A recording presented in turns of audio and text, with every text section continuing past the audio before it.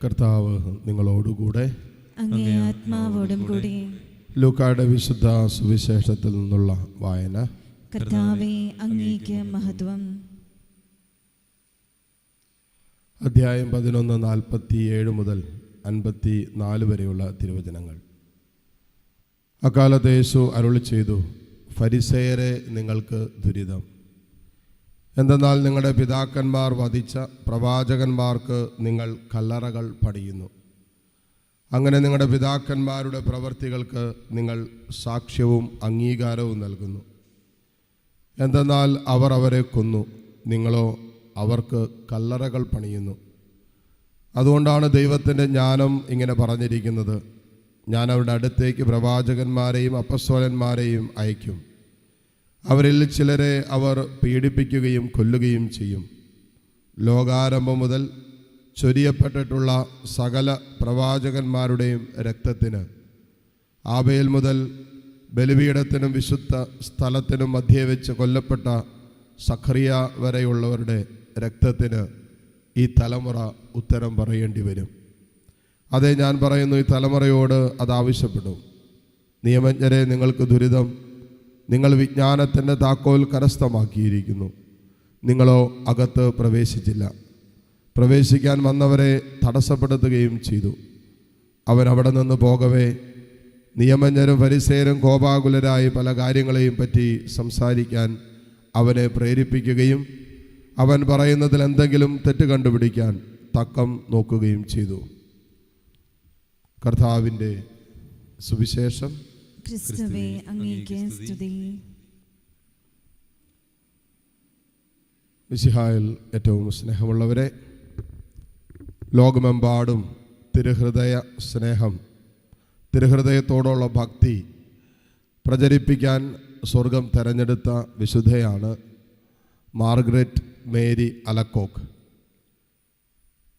ചരിത്രം വായിക്കുമ്പോൾ ഏകദേശം 2 വർഷക്കാലം മുഴുവനും കർത്താവിൻ്റെ തിരുഹൃദയ സ്നേഹത്തിൻ്റെ വെളിപ്പെടുത്തലുകൾ സ്വീകരിച്ച ഒരു കന്യകയാണ്, ഒരു സിസ്റ്ററാണ് ഈ മേരി അലക്കോക്ക് എന്ന് പറയുന്നത്. നമ്മുടെയൊക്കെ ജീവിതത്തിൽ ഇത്രയും വർഷം നമ്മൾ ജീവിച്ചിട്ട് ഒരുപക്ഷെ ഒരു ദൈവിക വെളിപ്പെടുത്തലുകൾ നമ്മുടെ ജീവിതത്തിൽ നമ്മൾ സ്വീകരിച്ചിട്ടുണ്ടോ എന്ന് ചോദിച്ചാൽ ചിലപ്പോൾ നമ്മൾ കൈമലത്തി കാണിക്കാൻ വേണ്ടി, ഞങ്ങൾക്കൊന്നും അങ്ങനെയൊന്നും കിട്ടാറില്ല, ഞങ്ങൾക്ക് അങ്ങനെ ദൈവിക വെളിപാടുകളൊന്നും ഞങ്ങൾക്ക് കിട്ടാറില്ല എന്ന് ഒരുപക്ഷെ നമ്മൾ പറയാൻ സാധ്യതയുണ്ട്. എന്നാൽ ദൈവം തൻ്റെ സ്നേഹത്തിൽ ഐക്യപ്പെട്ട് ജീവിക്കുന്ന ദൈവമക്കൾക്ക് നിരന്തരം ദൈവസ്നേഹത്തിൻ്റെ വെളിപാടുകൾ നൽകുന്നുണ്ട്. അത് ആരെന്നില്ല, അത് ദൈവത്തെ സ്നേഹിക്കാൻ തീരുമാനമെടുത്ത, ദൈവസ്നേഹത്തിൻ്റെ ഐക്യത്തിൽ ജീവിക്കാൻ തീരുമാനമെടുക്കുന്ന എല്ലാ ദൈവമക്കളിലും ദൈവം തൻ്റെ സ്നേഹത്തിൻ്റെ വെളിപാടുകൾ നൽകുന്നുണ്ട്. അപ്പോൾ ഈ വിശുദ്ധയ്ക്ക് കർത്താവ് തൻ്റെ ഹൃദയം കാണിച്ചു കൊടുത്തു എന്നാണ് പറയുന്നത്. എന്താണ് ഈ സ്നേഹത്താൽ ജ്വലിക്കുന്ന ഹൃദയം? ദൈവ മക്കളോടുള്ള സ്നേഹത്താൽ ജ്വലിക്കുന്ന ഒരു ഹൃദയം ഈ വിശുദ്ധയ്ക്ക് കർത്താവ് കാണിച്ചു കൊടുത്തു.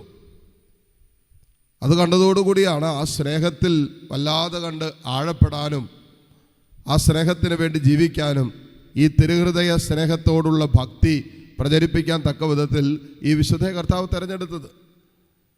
നമ്മുടെയൊക്കെ അനുദിന ജീവിതത്തിൽ ഈ സ്നേഹത്തിൽ ഐക്യപ്പെടാൻ നമ്മൾ തയ്യാറാകുന്നിടത്ത് സ്വർഗത്തിൻ്റെ വെളിപാടുകൾ, സ്വർഗത്തിൻ്റെ രഹസ്യങ്ങൾ സ്വർഗം നമുക്ക് വെളിപ്പെടുത്തി തരും. 1 കൊരിന്തോസ് അതിൻ്റെ 2-ാം അധ്യായം 9 മുതലുള്ള വചനങ്ങളുടെ സാക്ഷാത്കാരമാണ്. എന്താണ് അവിടെ വചനം വളരെ കൃത്യമായിട്ട് എഴുതി വെച്ചിട്ടുണ്ട്.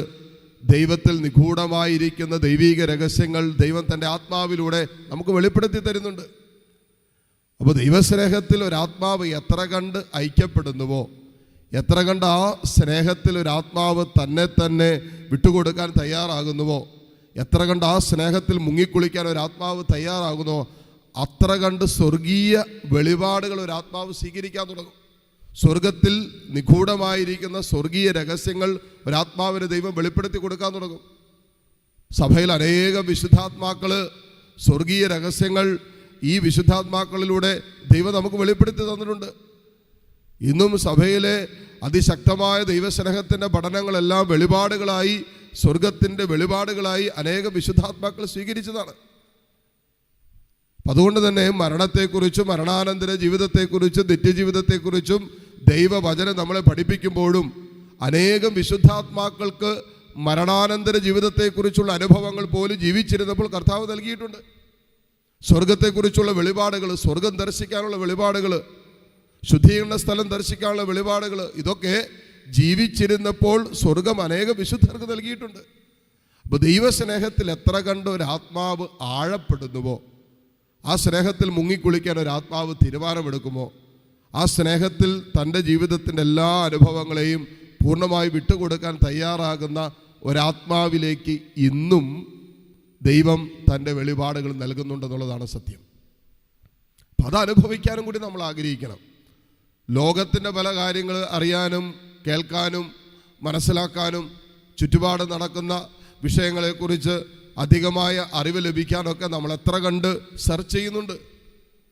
അതുകൊണ്ടാണ് ഇന്നലത്തെ ആദ്യവായന നമ്മൾ കേട്ടത് റോമാക്കാർക്ക് എഴുതിയ ലേഖനത്തിൽ പറഞ്ഞു വെച്ചിരിക്കുന്നത്, നമ്മൾ ലോകത്തെക്കുറിച്ച് അറിയാൻ വേണ്ടതെല്ലാം നമ്മൾ അധ്വാനിച്ച് കണ്ടെത്തും. എന്നാൽ ദൈവസ്നേഹത്തെക്കുറിച്ച് അറിയാനുള്ള കാര്യങ്ങളോ ഒരു അധ്വാനം ചിലപ്പോൾ നമ്മൾ എടുക്കണമെന്നില്ല.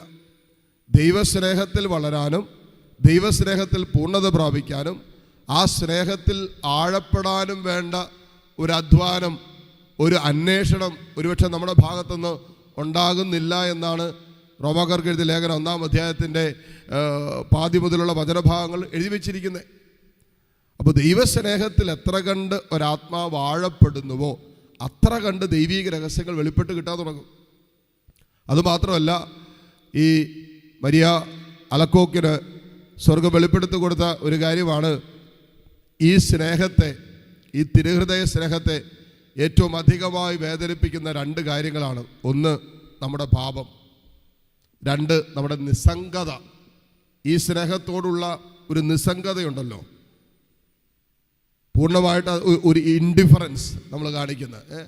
കുഴപ്പമൊന്നുമില്ല, കർത്താവ് പറഞ്ഞില്ലേ നിങ്ങൾ ചൂടോ തണുപ്പോ ഇല്ലാത്തവരാണ്, ഞാൻ തുപ്പി പുറത്താക്കുമെന്ന് എന്ന് പറയുന്ന ഒരു രീതി. കർത്താവ് സ്നേഹിച്ചോട്ടെ, ഇപ്പം എന്നാ കർത്താവിൻ്റെ സ്നേഹം, ഇനിയിപ്പോൾ എന്നാ കുഴപ്പം, ദൈവം സ്നേഹിച്ചോട്ടെ. ആ സ്നേഹത്തോടെ നമ്മൾ എടുക്കുന്ന ഒരു നിസ്സംഗതയും ബോധപൂർവ്വ സ്നേഹത്തെ തിരസ്കരിക്കാനുള്ള തീരുമാനവും പാപം ചെയ്ത് ഇത് രണ്ടും കർത്താവിൻ്റെ ഹൃദയത്തെ അധികമായി വേദനിപ്പിക്കുന്നു എന്നാണ് ഈ വിശുദ്ധിയോട് സ്വർഗം വെളിപ്പെടുത്തിയത്. നമ്മൾ അനുദിന ജീവിതത്തിൻ്റെ അനുഭവങ്ങളിൽ എപ്പോഴൊക്കെ ഈ ദൈവസ്നേഹത്തോട് മറുതലിക്കുന്നുവോ, പുറംതിരിഞ്ഞ് നിൽക്കുന്നുവോ, നിസ്സംഗതയുടെ നിലപാടുകൾ അപ്പോഴൊക്കെ കർത്താവിൻ്റെ ഹൃദയത്തെ നാം വേദനിപ്പിക്കുന്നുണ്ട്. ഒരു ചെറിയ പാപം ചെയ്യുമ്പോൾ പോലും അവൻ്റെ ഈ സ്നേഹത്തെയാണ് നമ്മൾ മുറിപ്പെടുത്തുന്നത്.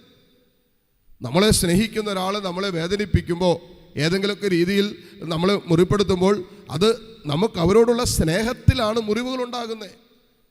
അപ്പോൾ അതാണ് ഈ വിശുദ്ധയ്ക്ക് സ്വർഗം വെളിപ്പെടുത്തി കൊടുത്തത്.